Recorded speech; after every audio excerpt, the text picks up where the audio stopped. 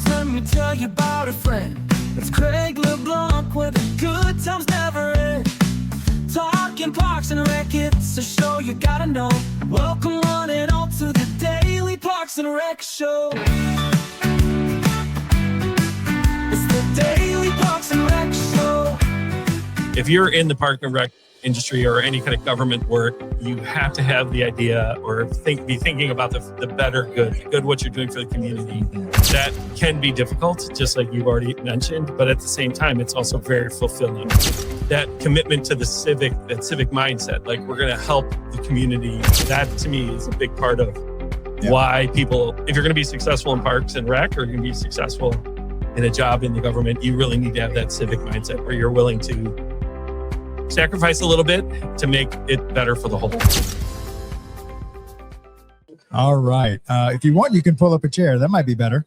Hold on. We're going to take a second live. We just want to prove that this is a live show. That's it. Now, Jeff, they're the same height. Now I need a chair. Hold on. We're going to make Anne's going to be the one standing. All right. Perfect. All right, so we'll do this. Look at that. Now we're ready to go live. All right, so we are live with, I think, our 9th or 10th show from the IPRA Convention. With me is Ann and Jeff. Welcome to the show. How are y'all doing today? I'm doing awesome. Fantastic. Okay, so for those of you who don't know, the Daily Parks and Rec Show just made its first birthday in January. So we've been at this for a year. There's now 12 of us working full-time to build a full-blown media company similar to ESPN. So when you go in your hotel room, you see the cooking channel in ESPN. We want you to see the Daily Parks and Rec Show for all things parks and recreation. We could not have made 400 episodes last year without people like y'all coming onto the show, sharing your entire life's journey in Parks and Rec. So we made a little promo thanking everybody. So Joby, why don't you go ahead and play that, and we'll come back and start our conversation with Annie and Jeff. It didn't start with a studio or a big budget or a perfect plan. It started with belief that stories matter, belief that voices deserve to be heard, belief that community is powerful. What began as a single conversation has grown into something far bigger than us. Today we pause, we reflect, and we say thank you. To our guests, thank you for showing up, for being honest, for trusting us with your stories and letting the world hear them. To our partners and sponsors, thank you for standing with us when the vision was still taking shape. Your belief gave this network its foundation. And to our audience, the ones who listened, who watched, who shared, who believed. You didn't just support DPRS Media Network, you built it. This past year changed everything. We grew our shows, we raised our standards, we reached new communities, and we told stories that needed to be told. From parks and recreation to sports, youth, technology, and culture. We learned something important. Growth isn't about numbers, it's about impact. As we grow, our mission becomes clear. Our mission is to create media that matters, media that educates, media that inspires, media that connects people through honest, human storytelling, to spotlight the people, the programs, and the ideas shaping parks, recreation, sports, and the future of our shared spaces. And our vision is bold. We envision a media network that doesn't just document the world, but helps shape it, where local voices spark global change, where communities see themselves reflected, and where media is a force for good. The future ahead is bigger than any single episode. More voices, more stories, more collaboration. Live events, original films, deeper conversations, and a growing community united by purpose. From episode 1 to episode 400, thank you for believing when it was hard. Thank you for staying when it was uncertain. And thank you for walking this journey with us. This is DPRS Media Network, built by community, driven by purpose, powered by stories. And we're just getting started.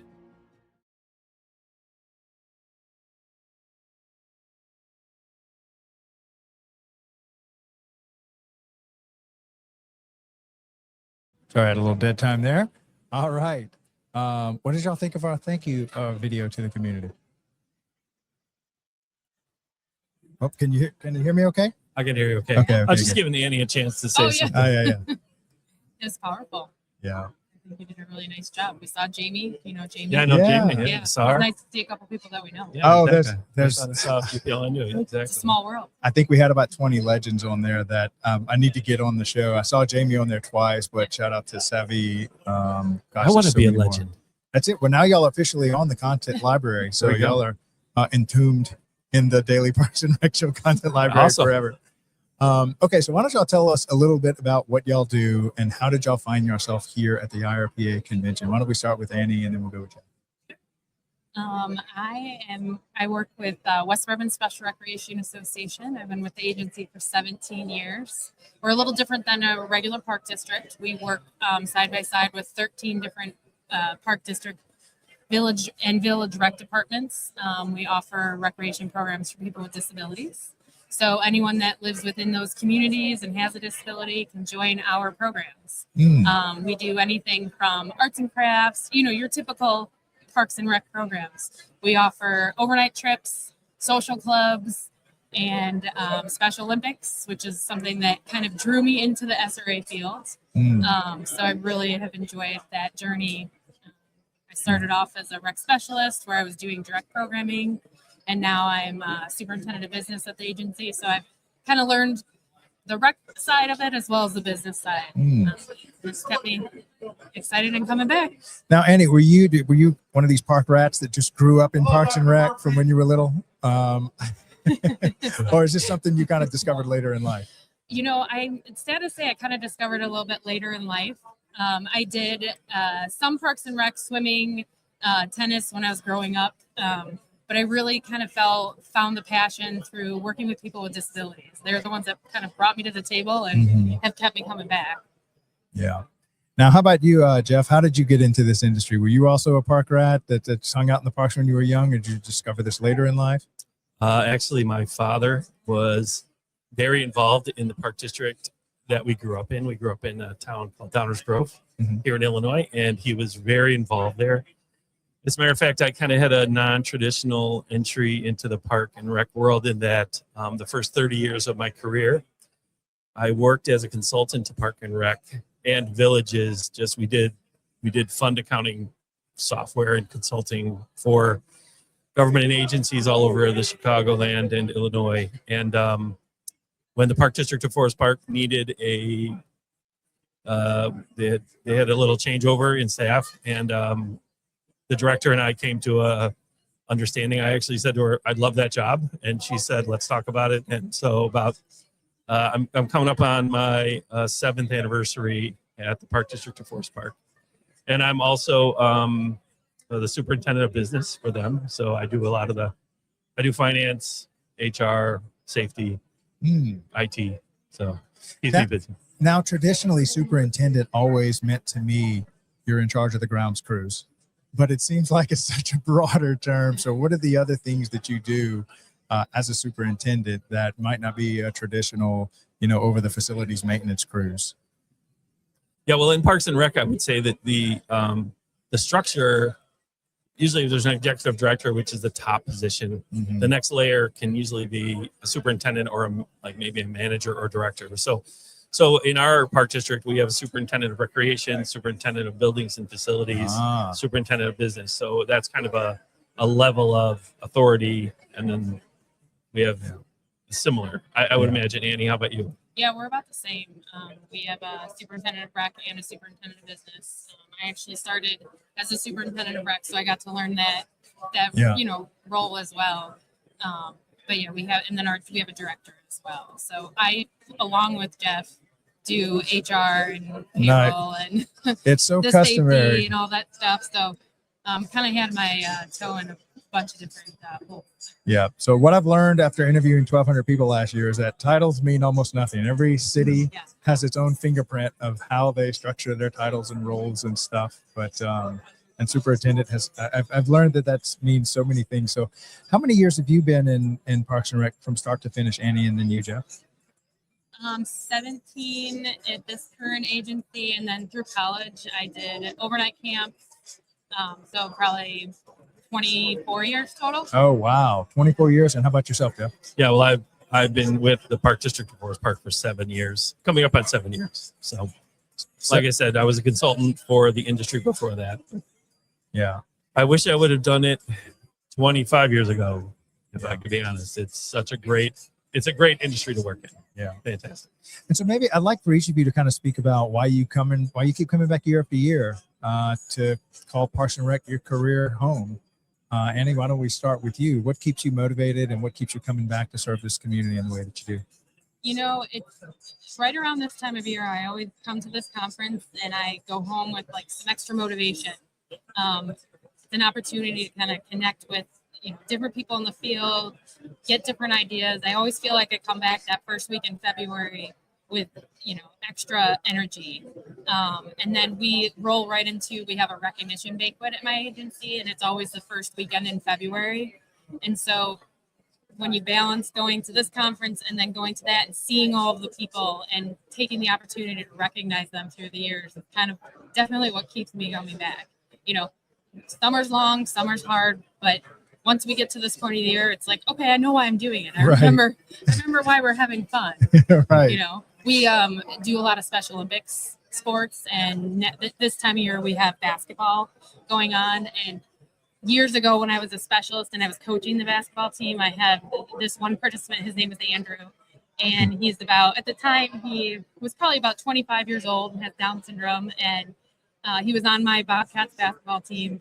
And every morning on Tuesdays, because our games were Tuesday nights, every Tuesday morning he'd get up and the first thing he'd do is go downstairs and look out the window to see if it was snowing, or because he was worried, he wanted to know if we were going to have practice or a game, because it's like his whole life. And when I hear those stories from families and parents, it's like, it's so much easier to get out of bed and come to work. Yeah. Because you're doing something good. Yeah. And helping somebody else have some fun. Jeff, how about yourself?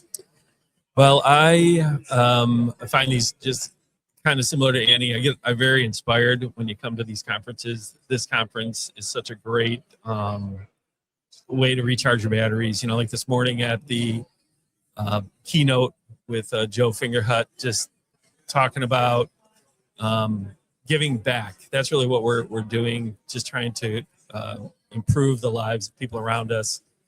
So I just love it. I especially love, we redid in the last couple of years, we redid 3 parks in our community, and to go to see this kind of like rundown park with a totally new playground, new surfaces, new concrete, new buildings, and then to see it filled with kids or people having fun, to me, that is just a great feeling. So, and I'm not that involved in that. I mean, I pay the bills. So yeah, I get bills, but just to be part of that happening, that is just awesome. Yeah. It's just really great. Yeah. And Annie, maybe you can speak to this, and Jeff as well. Parks and Recreation sometimes can be, of course it's very fulfilling, but that doesn't mean it's not demanding. And there are times where you go like months and you've just every weekend, night, special events. How do y'all find work-life balance? I guess throughout the whole calendar year, and fight, getting burned out.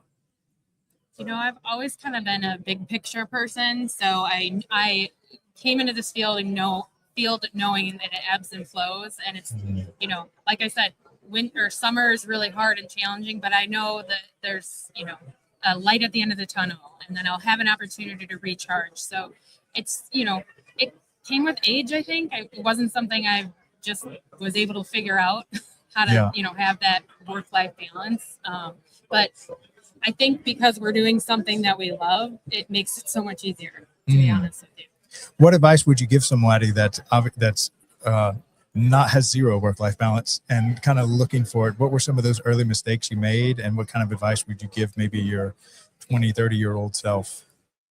Tough one. I think that the advice I'd give somebody is that, your email will be there tomorrow.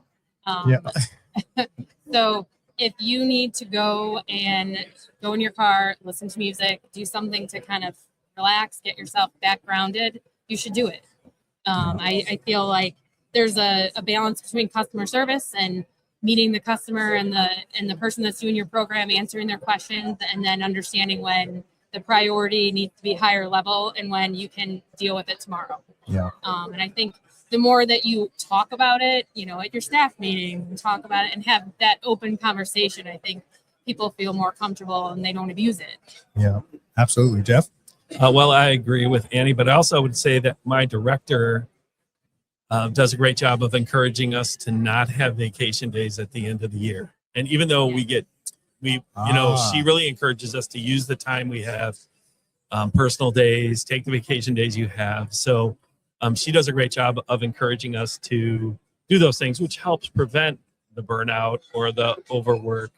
But there's also a civic mindset, as far as I'm concerned. If you're in the park and rec industry or any kind of government work, you have to have the idea or be thinking about the better good what you're doing for the community. And to me, that can be difficult, just like you've already mentioned, but at the same time, it's also very fulfilling. I mean, to know that, like I said, I did grow up. My dad was busy with the park district world. He knew what was going on. I did the coach pitch baseball, the T-balls. We did the programs at the different things. Ice skated at Hummer Park. And those things were available because there were people before I got into this industry that was doing it for Downers Grove. And I don't do it for Downers Grove now, but that commitment to that civic mindset, like we're going to help the community, that to me is a big part of why people, if you're going to be successful in parks and rec, or you're going to be successful in a job in the government, you really need to have that civic mindset where you're willing to sacrifice a little bit to make it better for the whole. Yeah. When you were talking about that, I'm thinking about how if Parks and Rec did not offer, say, league sports for their community, a lot of their underprivileged kids that don't have the finances to join these travel ball teams just would not even be exposed to sports unless they have something at school.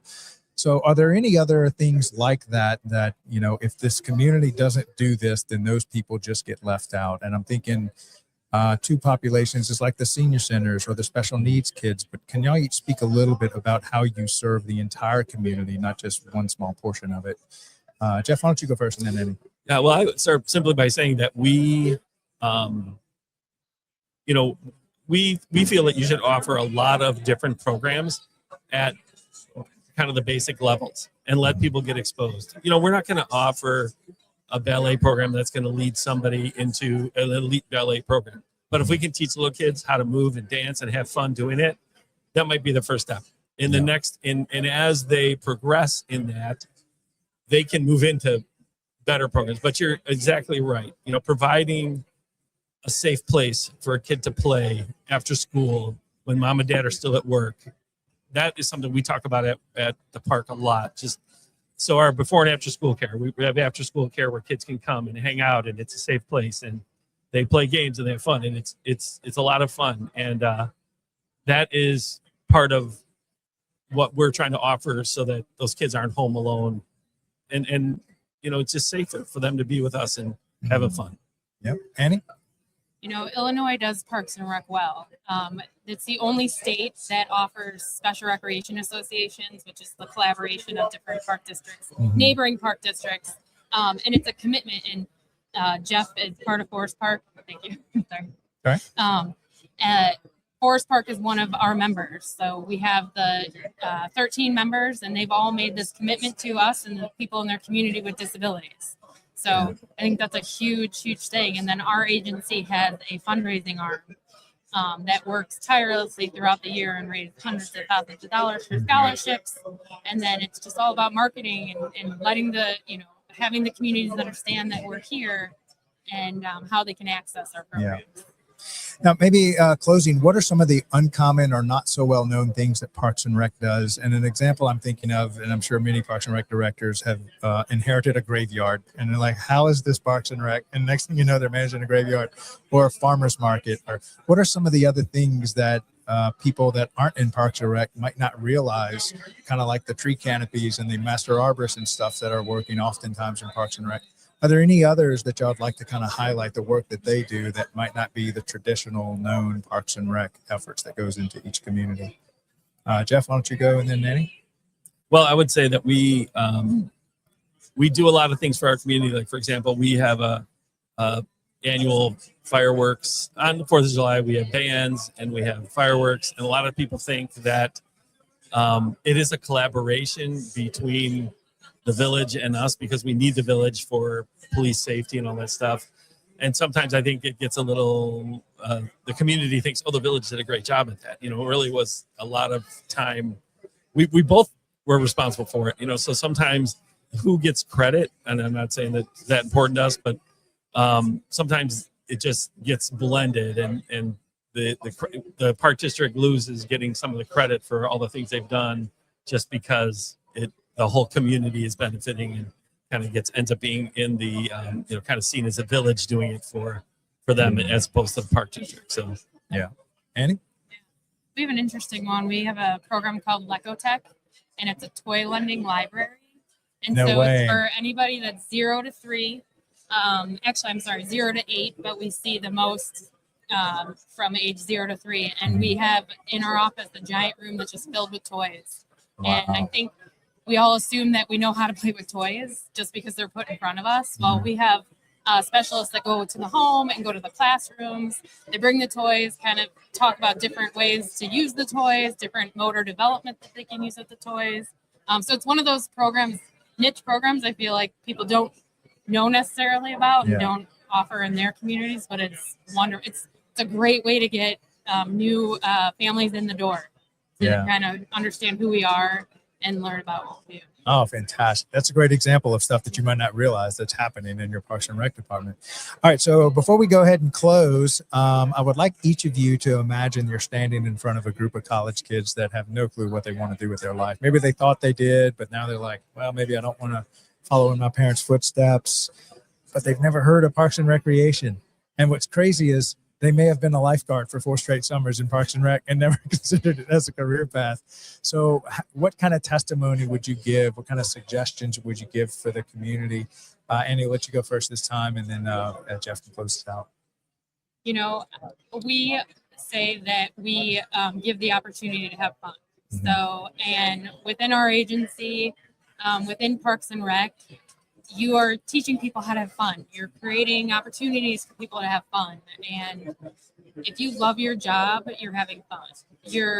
I know I keep saying the word fun, but I think within that word, you're inspiring others. You're creating friendships. You're creating atmospheres for people to have friendships and learning and growing in that way. So I just feel like I feel like I fell upon this role or this field, excuse me. And I couldn't be happier. It's brought so much joy to my life. So I would encourage everybody to, and if you're questioning whether it's a good fit for you, go work at a summer camp. Yes. Yeah. Do an internship. Do an internship. Yeah. Yep. Get to know your park district. That's how I fell into it. So. Yeah. There's a lot of great park systems that offer internships that are paid interns. Some are unpaid, some are paid, but some of the paid ones, you could actually move to that city for that internship program, do your internship, and then you actually know what you're getting into. You're not just flying blind coming in. And I like how you said that not only is it fun for you, but you're in charge of fun for the city, for the community. You're like the fun people that's on an industrial scale, making fun for the entire country at each city. So Jeff, what's your testimony to these undecided college kids? What would you do to recommend this industry as a career path? Well, I'm glad you asked me, because this is actually something close to my heart, because I really believe that there are so many opportunities in Parks and Rec now beyond the traditional just recreation degree, because I do not have a recreation degree at all. I have a degree in accounting and a degree in management, and I spend my day at a park all day. I go to a park every day to work. And so I would say that if you're not sure what you want to do and you're a marketing guy, come be a marketing person in the park districts. If you're not sure what you want to do and you've taken accounting, get a job in a finance office of a park district, because there's just so many opportunities in park districts that didn't exist 30 years ago. I mean, they've really become much more professional organizations that have so I would say put your foot in the pool and see how it is. And I agree with Annie. I have fun every day.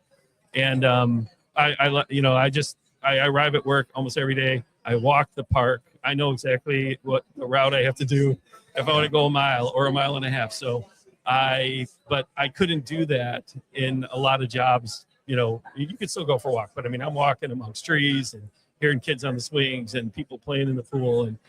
And so that would be my presentation to them. Hey, come try it out. Put your foot in the pool. And we do offer paid internships. So Park District of Forest Park in Forest Park, Illinois, reach out to us. Every day is a walk in the park. Every day is a walk in the park. That's it. Every college kid out there, put in your application before it fills up. We do pay. And the nice thing about our internship, just to kind of piggyback what you said, Craig, is we have our interns do a little bit of everything. So they spend 2 weeks in the concession stand and 2 weeks at the pool and 2 weeks in day camp. So they get and even working in the business office and the front office, just to get a taste of what it's like to work for a park district. So you're not just going to be taking out the trash all summer. You're going to be actually working in every department. That's a great internship program. Well, I would love to have you come on the YPN show and talk about internships. That's actually one of the populations. So we do a weekly show every Thursday, 5 p.m. Eastern. It's called the Young Professionals Network Show. So they have their own 1 hour, 52 shows a year. And we're targeting 5 populations. One is like the high school kids. The other is the college kids. The third population is if it's your first 1 to 5 years in Parks and Rec. The fourth one, if you're a teaching or a professor that's teaching Parks and Rec degrees. And the fifth one is you. You run or have some involvement with starting or facilitating an internship program. That's actually the hardest group for us to get on the show. And it can be someone in your department that maybe is in charge of it, or if you want it to be you, but I'd love to have whoever's in charge of that as a guest, because oddly enough, most park systems don't have an internship program. It's actually rare that a park system, I would say it's less than 2 or 3% of park systems across America That's too bad. have an internship program. And they want to, they just haven't had people like yourself come on the show and say, hey guys, it's not that hard. It's how we did it. Right. And shout out to Molly Keys. She just recently launched hers and it was unbelievable and very similar to yours. Her intern did everything. Like they had her have a little taste of every little thing that happened in Parks and Rec. All right. Well, I really appreciate y'all coming on the show today and sharing all this wisdom. I'll have to get y'all back and do a 1 hour exclusive interview with each of you individually later on in the year. I'll have Eunice hit y'all up. Y'all both on LinkedIn by any chance? I am. Okay, well, Come on, Annie. I know, I need to. I'll get Sherry to get your email and phone number. We'll do it the old-fashioned way. That's awesome. And I would love to talk about internships. And if we could get my director on there as well, she would be a great asset in that show as well. I'm sure. Well, look, when Eunice reaches out to y'all, if there's anybody that over the years you've looked up to or is a great speaker or is doing a great job anywhere in the nation, not just here in Illinois, help Eunice get in touch with them. We would love to highlight their career and what they're doing, because sometimes somebody's running the best farmers market, but it's like in Utah and no one else knows about it. So if we can get them on the show, this airs nationwide to over 200,000 Parks and Rec professionals across the country. And I know this is a very sharing industry. And so we want to share any wisdom in any part of the country with the whole rest of the country. So I really appreciate y'all. If y'all could help get us in touch with some of those wise Parks and Rec individuals, get them on the show here. Sounds good. Thank y'all so much for coming on, and y'all have a great rest of y'all's convention. Thanks for having us. Jovi, you can go ahead and close this out. In today's parks and recreation industry, communication, safety, and efficiency go hand in hand. That's where Outdoor Link comes in, delivering smart technology that empowers city departments and community planners to do more, smarter. Outdoor Link's platform connects and automates everything that keeps your parks running smoothly, from lighting and locks to signage, water features, Wi-Fi, and digital advertising. Control and schedule park lights for safety and energy savings. Remotely manage facility access. Update digital displays in real time. Coordinate fountains and splash pads. Provide public connectivity. And even run community or sponsorship campaigns on digital screens. All from one simple, unified platform. giving you real-time control, data, and cost efficiency. For parks and recreation agencies, that means safer spaces, smarter resource use, faster responses, and stronger community engagement. And behind every great park story is great infrastructure. That's why Outdoor Link proudly supports DPRS Media Company, helping the Daily Parks and Rec Show amplify the voices of professionals shaping our communities every day. Outdoor Link, smart, connected solutions for parks, recreation, and beyond.